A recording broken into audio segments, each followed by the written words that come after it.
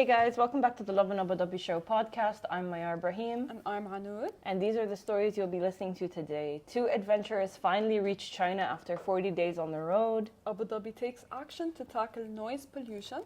Travel between Abu Dhabi and Dubai is about to get a lot easier with these sea gliders. And two Abu Dhabi attractions have been ranked top 10 best of the best things to do. Enjoy listening. How have you been? I have been good. How have you been? I've been okay. I think now that the weather's getting a bit hotter, there's a little bit of a flu going around. Yes. It's getting too hot and everyone's just... In the AC. Yeah, exactly. Going in, going out, and it's just...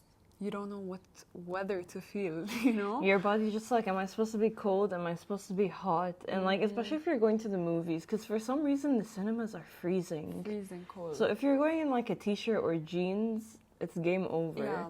But then if you go in with a sweater on, you're melting in the parking lot. Exactly.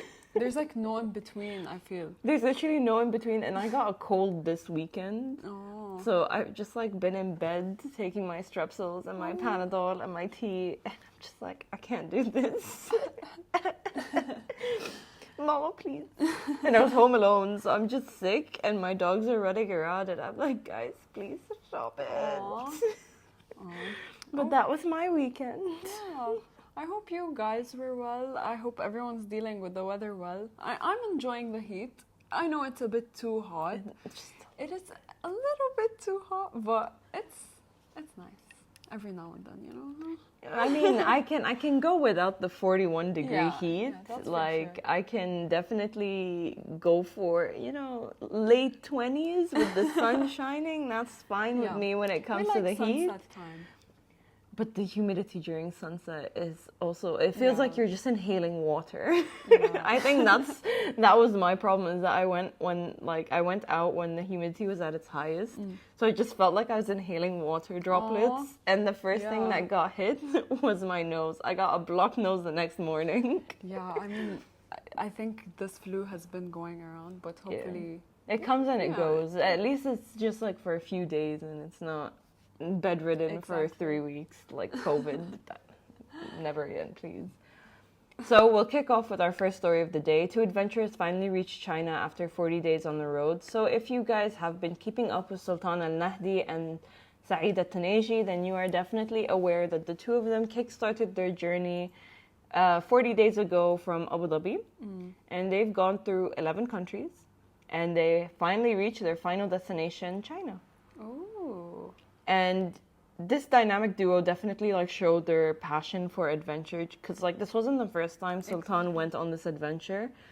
Just last year he took his trusted orange Toyota truck, you definitely can't miss it, from Abu Dhabi to London.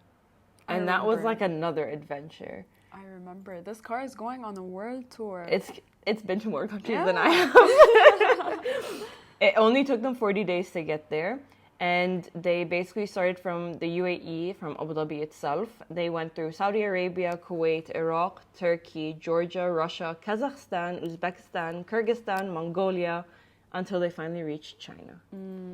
And they didn't have a seamless journey.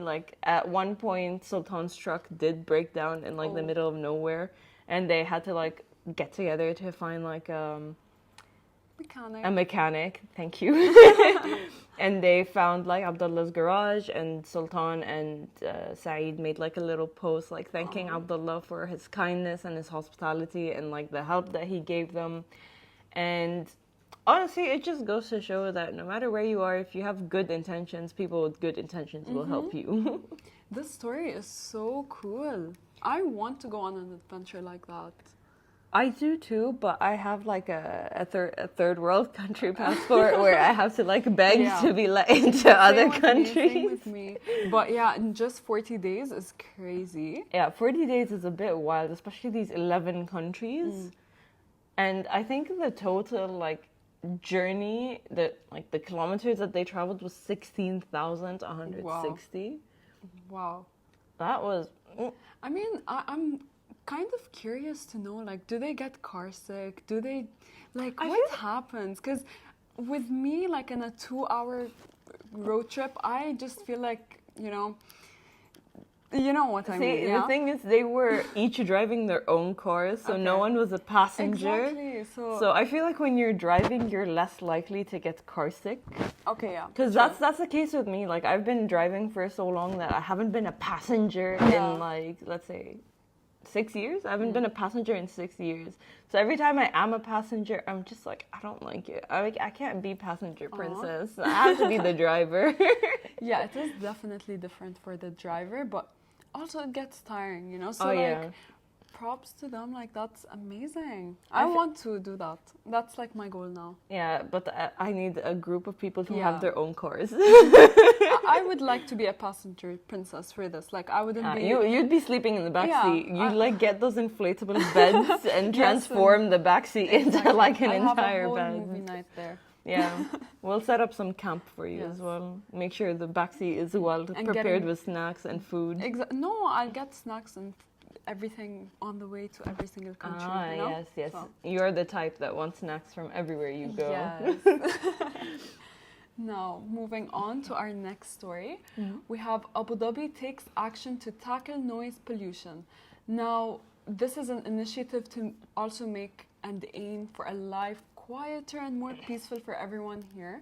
So the Environment Agency, AED, is mapping noise levels all across the Emirates to find out where the loudest areas are and what's causing the noises. So they've set up a special noise committee with more than 10 government groups working together, and this team will use the noise maps to help each group reduce the noises in their area. And how this will help, it's health officials can see where the most noises and is worse to check where it's affecting people's health, and then they take steps to protect everyone. So this is just going to help overall the betterment of living and everyone in these areas. Thing is, in itself, Abu Dhabi is already a quieter city if you compare to Dubai. For sure. Dubai, I feel like I have to mentally prepare myself for all the noises I'm gonna hear. I mean, not only, I think most of the noise pollution in Dubai comes from like honking of cars and... But a lot of people just don't know how to drive. Abu Dhabi people are a bit more quiet when it comes to beeping. I mean, everyone still does beep. See, I feel like it depends on where you're from. Okay, like it's a science. Because I feel like Egyptians, I'm Egyptian by the way, we have an issue where we honk to let people know that we're there. Like if you go to Egypt, there's not a moment of silence, not a single like second. Once you enter the roads of Egypt, there's always honking. There is always someone honking just to let you know they're there in your vicinity. Okay. So I feel like because I just came back from Egypt, I've picked up this little bad habit, even though I don't drive in Egypt. I'm terrified. But just like the habit of just like letting people know you're there. Because a lot of times people do get distracted on the roads. Like they'll change lanes without checking and like they won't see that you're in their blind spot. So it's like 9 a.m. They're not going to see if you flash them. So your only solution is to honk. Okay. Yeah. So you took that from there? I took that from Egypt, just to let someone know I'm there when they're distracted while driving. Because I've noticed that it's been like an ongoing pattern lately, especially last Friday. I don't know what was happening in Abu Dhabi last Friday. What was but happening? Everyone was in a rush to go somewhere. That no one was checking the lanes. The weekend. I understand, but I was also like excited to go have some Swiss butter with my friend, you know, like I was ready to eat, but I wasn't ready to die on the road. No, hopefully like this noise pollution thing, like we already live in Abu Dhabi and it is very quiet. And the urban planners are now using the data to decide where to build things. So noisy places like factories and busy roads are trying to be kept away from quiet areas like homes and schools. I think there's just one main road here nearby, which is the one next to the airport and next to the highway. But I think... But that one isn't very loud. Exactly. Regardless, like we are thankful to be living like in a very quiet country, you know, and not necessarily quiet, but very calm. Less noise pollution, you know. And the fact that they're still trying to reduce it is amazing too. Like I think it's a good thing that most of the events happen on Yas Island because where the events take place is away from where people live. Like Etihad Park isn't close to any residential area in Yas Island.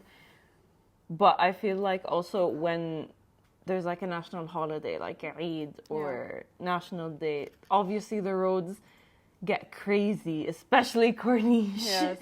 Like I've been doing it for years where I don't go out on National Day because I get very anxious on the roads because all laws of traffic get like cancelled when you're driving on National Day.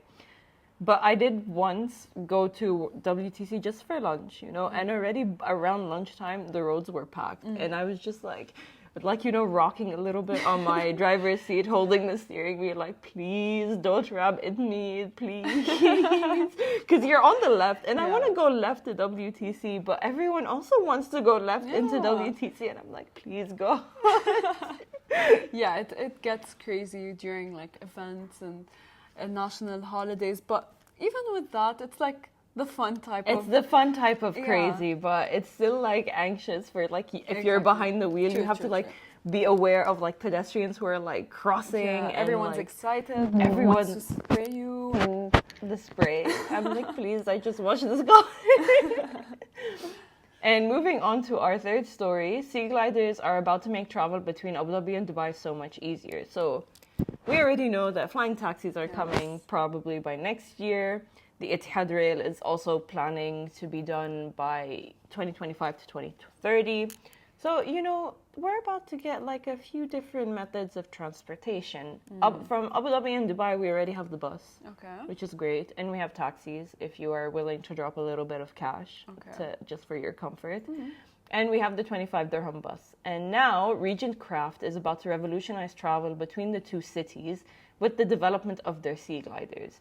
So the group has developed the Sea Glider, which is basically a boat that meets a plane. Okay, that's cool. Yeah, so it operates a few meters off the water's surface, and it boasts like low operating costs of a boat, but the high speed of an airplane.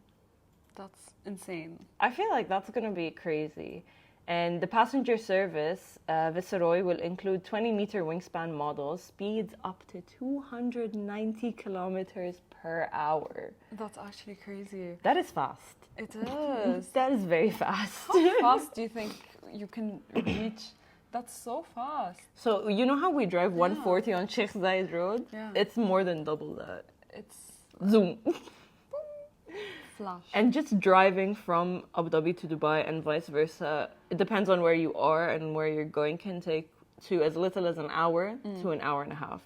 That would be a dream. This is going to cut it to 25 minutes. Wow. Literally like this. Literally dream come true. It's like me leaving my house and coming into like Abu Dhabi, the city. It takes me 30 minutes to reach the city. I remember Drift X, when we went there were like so many things. And, and we actually got to see them in real life, still not in action, but wow. Like this is just like a glimpse, and now like this is actually coming to reality. But I'm trying to figure out how much would this cost? Because a taxi from Abu Dhabi, like from Dubai airport to Abu Dhabi is around 400, 500 dirhams. I think with that much of a futuristic, like all these features, I think that would be, let's say, cost of like a airline, you know, traveling. I feel like that's a bit much though, because like an airline is, you're on there for hours. That's true, but also the fact that this is convenient, this is really fast, futuristic, cool, nothing has been like this ever before. So but I also like feel like it's kind of, it's a good thing because you get there quicker, but also once you reach Dubai or Abu Dhabi, you don't have a car. So you're just like, okay, now I have to cab it, or my friend has to pick me up. So there's the good and there's the bad, but I feel like I'm going to assume it's not going to be more than 1,000. So it's going to be 1,000 max. Let's hope that's the case, because actually I would be willing to sacrifice this one time I'm in a rush to reach there. Just once in a lifetime. Just once. I would be willing to sacrifice, like, you know. Yeah. Let us know what you guys think. Like, how much do you think it's going to be? I actually wonder how much it's going to be, because did you read about the space travel? No. The space travel tickets start from 590,000 dirhams. That's $500,000. That's insane. Yeah, and that's also going to be launched in Abu Dhabi by next year. Okay, we are gonna be flying by the time. I don't know. I feel like Abu Dhabi is very futuristic right now. is. It's very focused on AI and sure. advancing like it's everything. But I feel like the space travel one, I kind of want to experience it, but also that's going to put a massive dent in my bank account. That's for sure. And also, I'm just going to wait until like other people go. Yeah, exactly. Like, give it like a good 10 years from now. We'd be good. I'll go when I'm 35. Yeah. But again, we don't want to miss out, so... No, it's okay. I'll be 35. I feel like that's okay. I feel like I could have lived the full life by 35. We'll see about that. We'll ask my art in 10 years from now. Yeah, just hit me up on Instagram. Now, our final story. We have 2 Abu Dhabi attractions. They were ranked in the top 10 best of the best places. So, but this is so cool. It's been ranked top of the 10 places.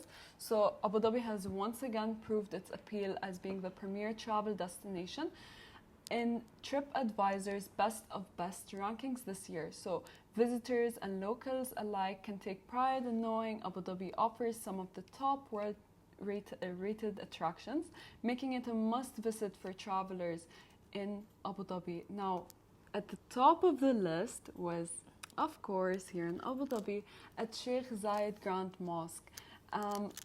Of course, every single person that ever comes here needs to come to Abu Dhabi Sheikh Zayed Mosque. It's a dream. It's beautiful. It's like you go on, whether it's for whatever religion you are from. I feel like it's a marvel. It's like it's something you don't see every day, but it's something definitely you have to experience at least once. Yeah, it's super. Again, that's at the top of the list. Second came Petra at Jordan. Third came Burj Khalifa in Dubai. Fourth came Dubai fountains, and then following Museum of Egyptian Antiques, and then comes sixth place, which is Qasr al-Watan. Yes, it's in here in Abu Dhabi. It's beautiful. The architecture, it's just beautiful. I feel like I'm ashamed to say that I don't think I've ever been to Qasr al-Watan. Okay, I think I've been past it many times, and I've been seeing so many TikToks about it. It looks beautiful. I see a lot of reels and TikToks about Qasr al-Watan, and I'm always like, okay, I'll go one day. But then you get like lazy. Yeah, but I think it's a must visit. Again, it's at the sixth place in the world's best things to do, and that's cool. Following Sharjah, UAE is pulling it off and everything. So in Al Noor Island in Sharjah, also that's super cool destination. Like there's Butterfly Island there, like inside of Noor Island. So like actual butterflies? Yes, a Butterfly Island. So it's like a little place just for it's like a planetarium. Yeah, exactly. And it's beautiful. Noor Island is definitely Abby's like Anud loves Sharjah. Anud loves Sharjah. Sharjah is just my second home, I would say. Are you an Abu Dhabi kid or a Sharjah kid? I'm a mixture. You know how people are like third culture. I don't know what I am. I'm just in the middle, But no, like I definitely grew up and had friends and had everyone here. But Sharjah is like my home because all of my family is there. Okay, that makes sense. So yeah, that's how I know it. I think Egypt is like pulling through. Yes. Because the next 3, 8, 9, and 10, the Valley of the Kings, Egypt, Pyramids of Giza, Egypt, Temple of Karnak, Luxor, Egypt. Wow. Have you been to any of these? I haven't been to Luxor. It's been on like my list 4 or 5 ever, but I've definitely been to the pyramids and the Museum of Egyptian Antiquities. Oh, I definitely need to visit Egypt too. Come, I'll take you around. We can go explore Luxor. Yes, let's go. And we have very nice beaches.